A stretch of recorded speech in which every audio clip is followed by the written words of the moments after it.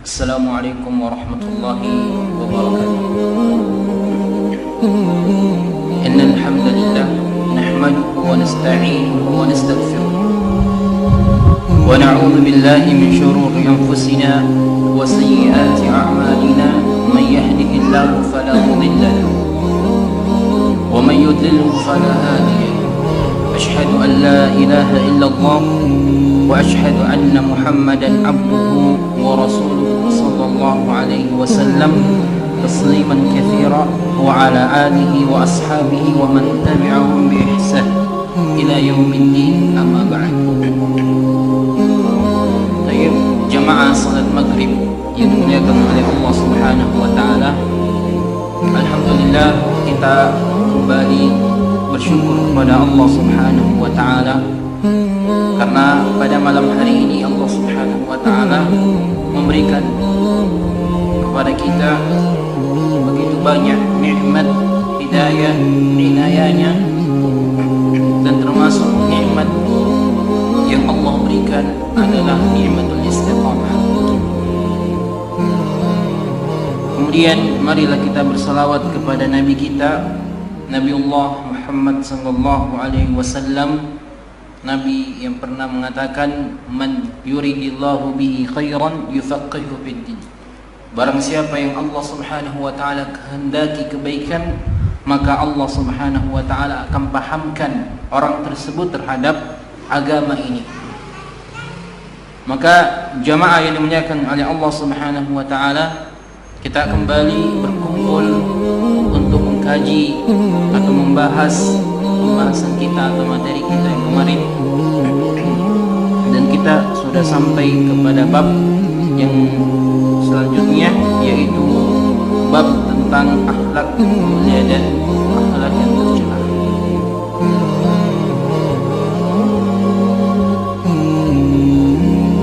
Di sini Al-Imam Ibnu Hajar rahimahullah, beliau mengatakan, wa an Abi Hurairah radhiyallahu anhu qala Rasulullah sallallahu alaihi wasallam, iyyakum wal hasad fa innal hasada ya'kulul hasanat kama ta'kulun naru al khatam. Akhrajahu Abu Dawud wa Ibnu Majah min hadits Anas wa nahwu. Imam Ibnu Al-Hafidh Ibnu Hajar rahimahullah mengatakan dari sahabat yang mulia Abi Hurairah radhiyallahu anhu berkata, bahwasanya Rasulullah sallallahu alaihi wasallam bersabda, iyyakum wal hasad, ya, jagalah atau berhati-hatilah dengan hasad ini. Fa innal hasada ya'kulul hasanat, karena sesungguhnya penyakit hasad ini memakan atau menghilangkan kebaikan. Kama ta'kulun narul hatam, sebagaimana api membakar kayu. Ya. Hadis ini dikeluarkan oleh Abu Daud rahimahullah.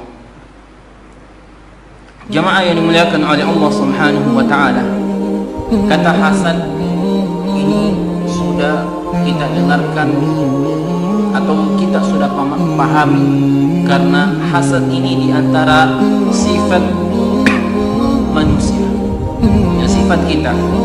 Walaupun ini sebetulnya sifat dari iblis la'natullah alaihi, yang mana Allah Subhanahu wa taala tatkala menciptakan Nabi Adam alaihissalam, maka malaikat atau makhluk Allah Subhanahu wa taala yang bernama malaikat diperintahkan untuk bersujud kepada Allah Subhanahu wa taala.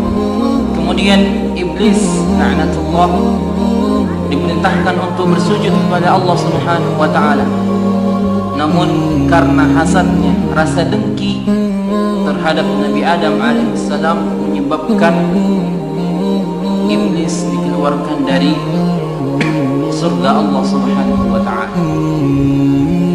Maka ini atau penyakit ini sangat, ya, begitu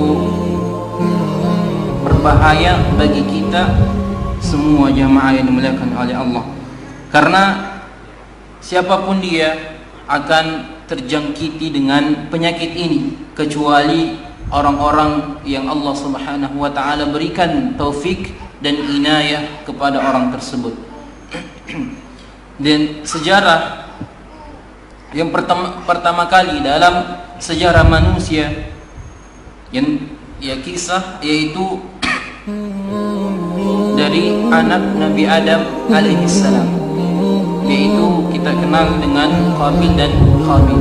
Karena Qabil merasa iri atau dengki, merasa hasad kepada saudaranya, mereka atau Qabil ini sampai membunuh saudaranya disebabkan karena rasa dengki ini. Maka penyakit hasad ini sangat berbahaya bagi kita, dan penyakit hasad ini menjangkit seluruh kalangan, baik orang berilmu, baik orang awam, atau bahkan para pedagang dan lain sebagainya. Namun penyakit hasad ini jamaah yang dimuliakan oleh Allah Subhanahu wa taala, sebagaimana disebutkan, fa innal hasada ya'kulul hasana. Orang yang kita hasadi atau orang yang kita dengki kepadanya, maka kita menghilangkan kebaikan kita, kemudian kita ganti keburukannya dengan kebaikan kita. Ada satu kisah yang berkenaan dengan ini yang diceritakan oleh Syekh Muhammad Al-Atiq hafizahullah dalam muhadarah beliau. Bahasanya ya, ada seorang Arab Badui, yang disebutkan Arab Badui, ada yang juga yang mengatakan seorang saqi, yaitu orang yang suka memberi minum kepada orang-orang. Malik disebutkan Al-Mu'tasim pada zaman Al-Mu'tasim, yaitu Khalifah Abbasiyah. Ya, dia sebagai raja. Maka khalifah ini atau Al-Mu'tasim ini disebutkan bahwasanya tertarik dengan orang ini, yaitu orang Arab Badui tadi yang suka memberi minum kepada orang-orang. Maka dipanggilnya ke istana menghadap sang raja. Maka setelah diketahui dan mengenal baik, akhirnya raja ini jamaah yang dimuliakan oleh Allah mengangkat atau menjadikan orang ini orang terdekat dengan sang raja tersebut. Namun ada di antara menteri sang raja ini merasa hasad, ya, merasa iri, merasa dengki kepada orang yang baru-baru datang langsung dikasih jabatan misalnya. Istilah kita siapa ini? Ya, jadi baru datang kemudian dikasih jabatan, bahkan menjadi orang dekat dengan raja. Maka tentu orang yang tadinya atau menteri tadi ini sudah lama bersama raja, namun begitu-begitu aja terus, maka timbullah rasa kecemburuan, timbullah rasa dengki dalam dirinya. Dia katakan dalam hatinya, disebutkan bahwasanya kalau saya tidak membunuh orang ini, bisa jadi dia akan menyingkirkan saya. Maka mulailah ia melakukan tipu muslihat. Ia datangi orang tersebut, orang Arab Badui tadi dipanggil, ya, dengan begitu lembutnya dan menyambutnya dengan ramah, dengan ya diperlihatkan dengan sifat yang baik. Kemudian menteri ini mengajak ke rumahnya untuk melayani orang Arab Badui ini sebagai ya penghormatan dalam luarnya, tapi dalam hatinya ia ingin agar ya orang Arab tadi ini atau orang Arab Badui ini yang tidak tahu apa-apa bisa dikeluarkan dari dari istana raja. Maka setelah itu dipanggil ke rumahnya, maka orang Arab Badui ini tadi mengiyakan. Akhirnya jemaah yang dimuliakan oleh Allah, ia pergi dan disajikan dengan makanan yang enak. Tapi ternyata khalifah ini atau raja ini tidak suka mencium bau bawang merah.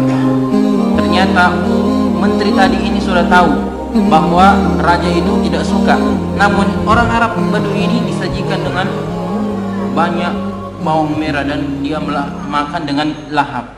Maka setelah itu datanglah wazir ini kepada sang raja.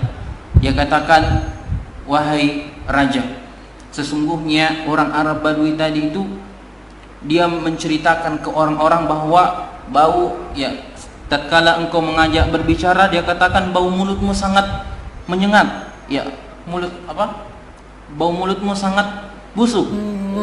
Maka ya raja ini kayak katakan, kalau ada orang yang begitu menghina kita, ya, kita tidak langsung berpikir positif tapi negatif.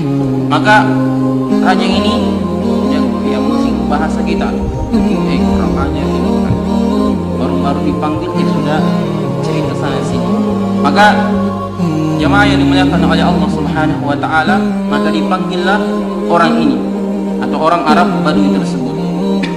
Namun sebelumnya wazir atau menteri tadi yang mendatangi raja ini katakan, kalau engkau ingin menghadap raja, engkau harus menutup mulutmu supaya bau bawang itu tidak tercium oleh sang raja. Maka berjalanlah orang Arab Badui tadi ke tempat raja dan masuk, dan raja melihat betul tertutup wajahnya, menutupi hidungnya. Maka raja mengatakan, betul, ternyata orang ini betul menceritakan bahwa mulut saya begitu bau. Maka dia tulis dalam suratnya, ya, dia sulit dalam suratnya itu, kalau engkau sudah mendapatkan surat ini, maka penggallah leher orang yang membawanya. Maka ini orang Arab Badui tidak tahu apa-apa. Dia datang menghadap raja, kemudian dikasih surat. Ternyata isi dari surat ini adalah kalau sudah sampai di tukang penggal, maka harus dipenggal lehernya. Maka jamaah yang dimuliakan oleh Allah Subhanahu wa taala, tatkala orang Arab Badui tadi keluar dari gerbang istana, tiba-tiba datang menteri tadi dan dia katakan, apa yang diperintahkan raja olehmu untukmu? Dia katakan, dia memberikan saya surat untuk diantarkan ke sana.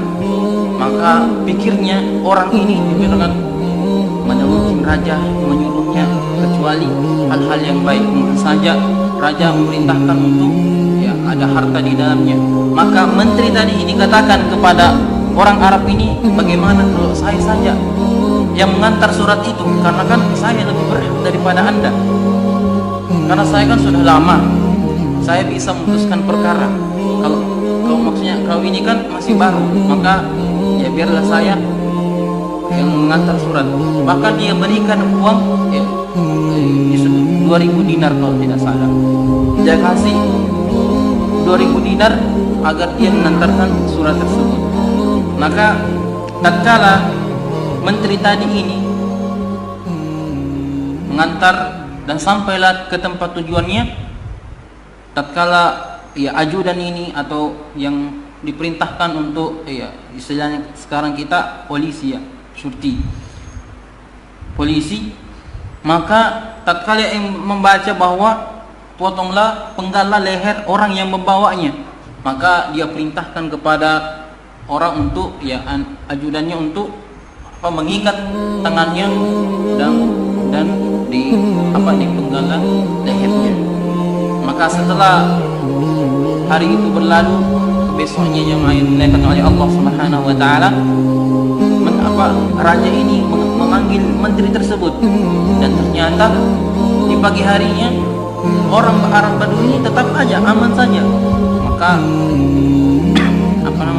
raja ini heran, masih ada ini orang, padahal saya sudah suruh penggal dan yang ia cari menterinya tidak ada.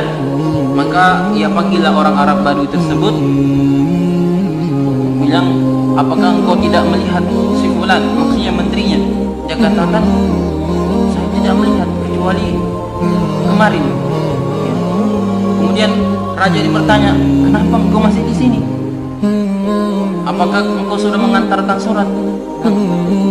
Kemarin waktu saya keluar dari gerbang, menteri itu datang dan menemui saya dan meminta surat tersebut untuk mengantarnya, dan dia mengatakan karena saya lebih berhak untuk surat tersebut, maka saya kasih. Maka raja mengatakan, apa yang sebenarnya terjadi?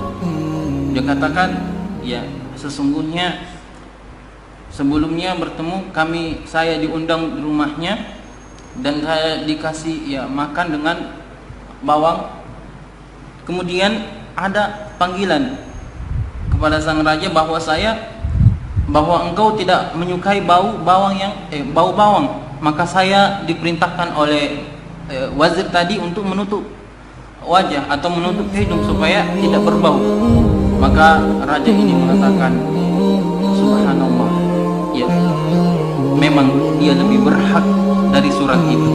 Maka akhirnya dia ceritakan, maka terselamatlah orang ini dari penggalan. Maka ini jamaah yang dimuliakan oleh Allah Subhanahu wa taala, bahayanya orang yang terjangkiti penyakit hasad. Karena siapapun, ya ini maksudnya siapapun di antara kita tidak terselamatkan kecuali orang-orang yang diberikan taufik dan inayah dari Allah Subhanahu wa taala. Dan hasad ini jamaah sekalian tentunya akan terjadi sama-sama profesinya. Tadi kan sama-sama menteri, sama-sama kerja di dalam istana. Kan tidak mungkin penjual bakso iri sama mahasiswa misalnya, atau penjual bakso iri sama tukang beca. Itu kan tidak mungkin. Yang biasa iri atau saling mendengki penjual bakso dengan penjual bakso, pedagang pecah belah dengan pedagang pecah belah, atau sopir mobil dengan sopir mobil. Itu banyak yang hasad di antara. Dan begitu pun mahasiswa dengan mahasiswa, dan selalunya sama profesinya. Maka hendaklah kita berhati-hati. Kemudian apa pengertian hasad tersebut jemaah yang dimuliakan oleh Allah Subhanahu wa taala? Jadi hasad itu adalah kita menginginkan nikmat dari saudara kita agar dihilangkan. Itu dari pengertian hasad. Jadi kalau misalnya kita jamaah yang dimuliakan oleh Allah Subhanahu wa taala melihat tetangga kita, misalnya saudara kita diberikan karunia oleh Allah, diberikan harta oleh Allah Subhanahu wa taala, lantas kita katakan, semoga Allah Subhanahu wa taala menghilangkan rezekinya atau mengurangi hartanya, atau semoga celaka dia. Maka ini di antara bentuk hasad atau penyakit hasad yang menjangkiti hati kita. Maka hendaklah kita berhati-hati dengan penyakit hasad ini. Ada juga kisah yang disebutkan oleh Syekh Muhammad Al-Arifi hafizahullah, ya, tapi ini seorang laki-laki yang menikah lagi. Seorang laki-laki artinya sudah punya istri tapi ya ingin ta'adud. Setelah menikah, maka ya biasa orang menikah kan mau pergi jalan-jalan misalnya, atau mau pergi ke rumahnya. Maka istri pertamanya itu katakan, saya juga mau ikut. Tapi dia katakan, orang ini katakan, kan ini cuma berdua, mobilnya cukup untuk berdua saja, kalau mau di belakang. Maka istri pertamanya katakan, biarlah saya di belakang. Karena iya-iyakan, dan akhirnya pun mereka jalan dengan satu mobil. Ya, karena di perjalanan, ya bagaimana orang pengantin baru saling ya mengeluarkan kata-kata yang indah. Akhirnya dia di belakang merasa hasad.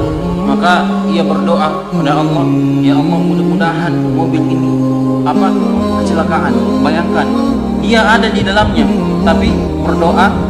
Maka ini bahayanya penyakit hasad jamaah yang dimuliakan oleh Allah Subhanahu wa taala. Ya, tentunya hasad ini ya paling minimal ada dua. Ada yang tercela dan ada yang maksudnya ada yang baik. Ya, hasad yang tercela yaitu adalah yang pertama tadi kami katakan adalah apabila melihat saudara kita diberikan oleh Allah Subhanahu wa taala harta misalnya, kemudian kita menginginkan agar harta tersebut hilang darinya, bahkan ya maksudnya kembali kepada kita. Dan orang yang hasad seperti ini jamaah yang dimuliakan oleh Allah Subhanahu wa taala, ya sama halnya ia tidak terima dengan takdir Allah Subhanahu wa taala. Maka tentu ini hal-hal yang sangat berbahaya karena tidak terima dengan takdir yang Allah Subhanahu wa taala ya takdirkan kepada orang tersebut misalnya. Nah, bagaimana kita menyikapi atau menghadapi penyakit hasad ini? Ya, disebutkan ya ada seorang ulama ia hasad kepada seseorang. Dari ini ulama, maksudnya orang yang berilmu. Dia hasad kepada saudaranya yang sama-sama dai misalnya kan, ia hasad.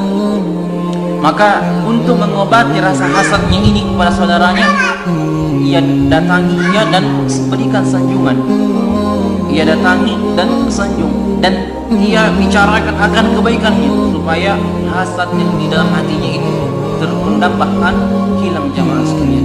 Jadi kalau kita merasa hasad atau ada rasa hasad ke dalam diri kita, maka hendaklah kita datangi orang yang kita hasadi dan berikan yang terbaik untuknya, bukan mencelahnya atau bahkan tadi seperti membunuhnya, bukan sebaliknya. Kemudian hasad yang dibolehkan jemaah yang dimuliakan oleh Allah Subhanahu wa taala, yaitu hasad ya baik dalam dunia ataupun dalam segi akhirat atau dalam untuk urusan akhirat. Yaitu misalnya kita melihat saudara kita diberikan mobil misalnya, atau diberikan harta yang melimpah oleh Allah Subhanahu wa taala. Kemudian kita berdoa kepada Allah Subhanahu wa taala, ya Allah, sebagaimana Engkau berikan misalnya tetangga saya, maka berikanlah juga sepertinya, atau bahkan meminta yang lebih kepada Allah Subhanahu wa taala. Ini hasad yang boleh, bukan tercela. Kalau kita berdoa kepada Allah Subhanahu wa taala agar saudara kita ini celaka misalnya, atau maka itu hasad yang tercela.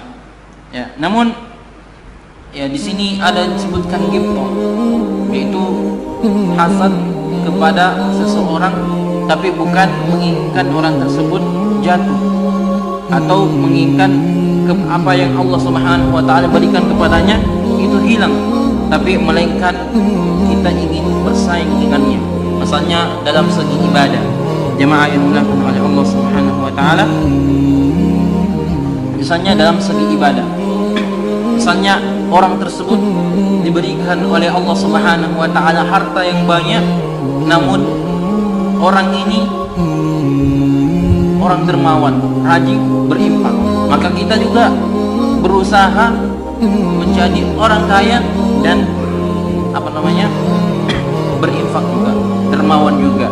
Atau orang yang Allah Subhanahu wa taala berikan pemahaman atau ilmu yang banyak, dan kita tahu bahwa ini orang memiliki kapasitas ilmu yang banyak, maka kita juga berusaha untuk mencari ilmu dan mengajarkannya. Ini adalah ghibthah.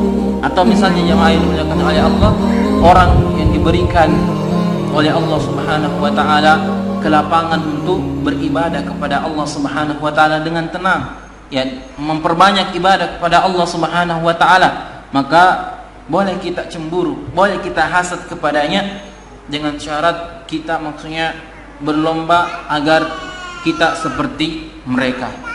Ya, adapun kalau kita tadi ya sebaliknya, maka tentunya ini dilarang oleh Allah Subhanahu wa taala.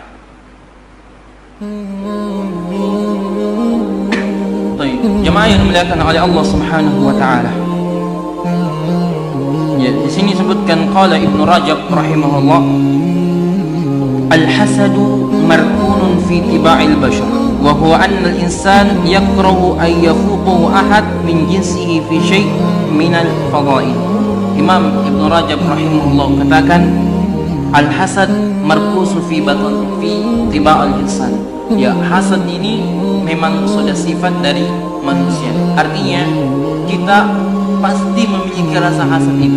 Ya, jangankan orang lain jemaah yang dimuliakan oleh Allah Subhanahu wa taala. Dalam keluarga kita atau anak kita, bahkan tatkala kita melihat kelebihannya, lantas kita katakan wah, tanpa kita mengucapkan masya Allah misalnya, artinya kita terlena, atau kita karena keindahan atau karena kelebihan yang Allah Subhanahu wa taala berikan kepada anak kita misalnya, lantas kita itu bahagian dari kecil, atau hasad itu penyakit hasad yang menjangkiti diri kita. Wa huwa annal insan yukrahu ay yafuquhu ahad. Ya, itu tabiat kita jemaah yang dimuliakan oleh Allah Subhanahu wa taala, bahwa kita ini tidak senang kalau orang lain itu di atas kita.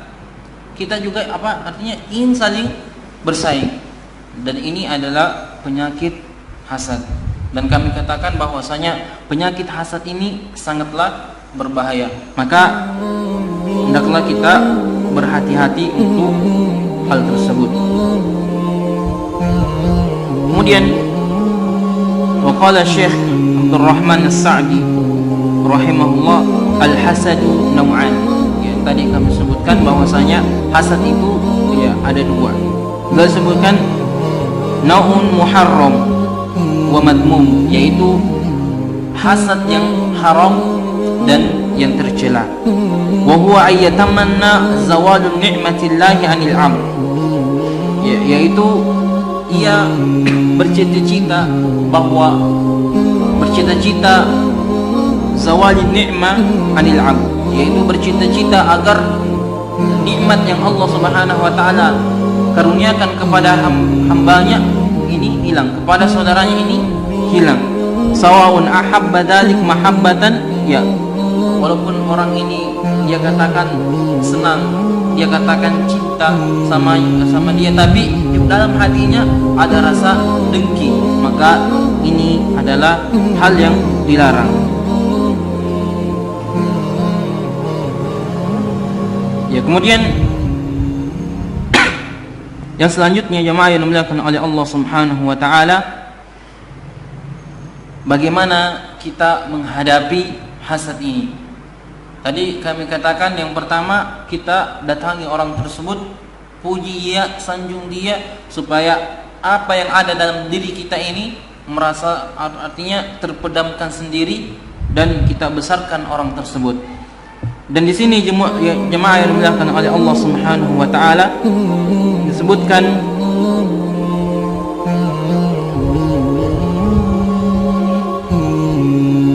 fahadha la hasada illa fi ithnatain.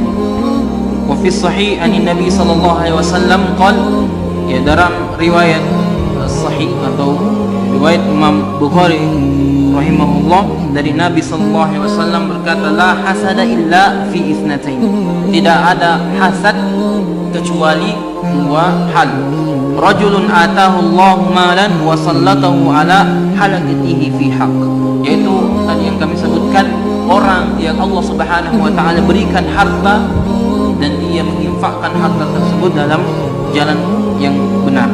Wa rajulun atahu Allahu al-hikmah fa huwa yaqdi biha wa yu'allimuha an-nas, yaitu orang yang Allah Subhanahu wa taala berikan hikmah.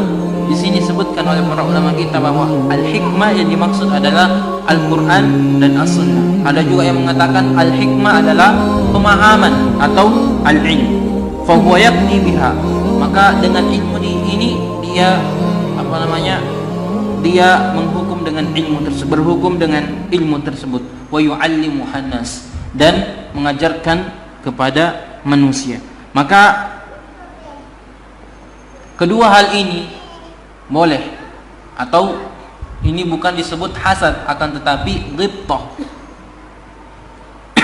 Jadi dalam hadis ini jemaah yang dimuliakan oleh Allah Subhanahu wa taala ada kata-kata al-hikmah yang disebutkan Al-Quran dan As-Sunnah. Ada yang mengatakan al-ilm pengetahuan. Maka cara untuk menghadapi hasad ini adalah dengan ilmu.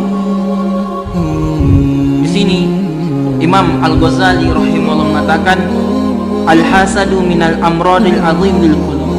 Hasad itu adalah penyakit yang paling berbahaya untuk penyakit hati.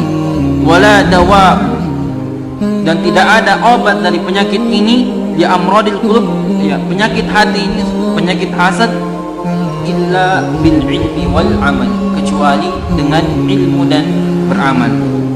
Wal ilmu nafi li maradil hasad, yaitu ilmu yang bermanfaat agar untuk mengobati rasa hasad dalam diri kita.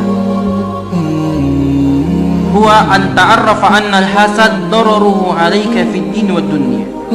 Ya, tatkala seorang itu mengetahui bahwa hasad ini dararnya atau keburukannya bisa menimpa kita dalam dunia dan terlebih lagi dalam kehidupan akhirat. Wal mahsud la darara 'alaihi fid dunya. Adapun orang yang kita hasad kepadanya tidak ada keburukan untuknya atau tidak ada yang mudaratnya kepadanya di dunia ini, wala fid din, dan segi agamanya, bal yantafi'u bihasadika fid din. Bahkan ia bisa jadi orang yang kita hasad kepada saudara kita, dia bisa mengambil manfaat dari kebaikan kita. Li'annahu madlumun min jihatik, karena orang tersebut, orang yang kita hasad kepadanya adalah orang yang kita zalimi. Maka ya nanti kita akan bahas hadis yang selanjutnya tentang al-zulm, tentang kezaliman. Maka jamaah yang dimuliakan oleh Allah Subhanahu wa taala, untuk atau cara untuk mengobati penyakit hasad ini, maka kita harus banyak belajar, memperkaya diri kita dengan ilmu-ilmu yang bermanfaat agar kita terselamatkan dari penyakit ini. Maka hendaknya kita banyak belajar tentang hal tersebut, karena kalau kita tahu paham dengan sesuatu, maka kita akan berhindar. Apatah lagi kalau memang itu buruk bagi kita, maka kita akan menghindarinya.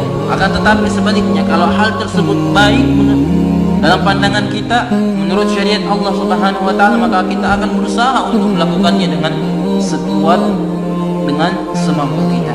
Maka dengarkan penyakit hasad. Kalau kita tahu paham bahwa hasad ini banyak mudaratnya terhadap diri kita, bahkan disebutkan di hadis tadi kami bacakan, yaitu sebagaimana api melahap kayu bakar. Artinya kebaikan kita akan habis termakan dengan rasa hasad atau penyakit hasad yang ada di dalam diri kita. Baik. Tadi yang pertama adalah ilmu, yaitu ilmu yang bermanfaat. Kemudian wa amal amalu, yaitu dengan kemudian yang kedua, ia beramal dengan amalan yang bermanfaat. Fa huwa ayatakallafa taqdir ma ya'muruhu bihi al-hasan, yaitu seseorang berusaha keras untuk melakukan amalan untuk mencegah dirinya agar tidak terjatuh ke dalam penyakit atau tidak terjebak ke dalam penyakit hasad ini kepada saudaranya. Maka jemaah yang dimuliakan oleh Allah Subhanahu wa taala, kalau kita ingin terbebas dari penyakit hasad ini, maka marilah kita senantiasa memperkaya diri kita dengan ilmu. Kemudian marilah kita memperbanyak amalan soleh supaya kita menjadi orang-orang yang Allah mendapatkan berkah, mendapatkan rahmat, mendapatkan taufik dari Allah Subhanahu wa taala. Ya tayyib, jemaah yang dimuliakan oleh Allah Subhanahu wa taala, karena ya, hadis yang selanjutnya mungkin kita tidak bahas karena waktu, ya kami cukupkan sampai di sini. Ya, semoga apa yang kami sampaikan ini bermanfaat bagi diri kami dan jemaah sekalian. Hada wallahu a'lam. Naktafi bi du'a kafaratul majlis. Subhanakallah wa bihamdik, asyhadu an la ilaha anta astaghfiruka wa atubu ilaik. Wassalamu alaikum warahmatullahi wabarakatuh.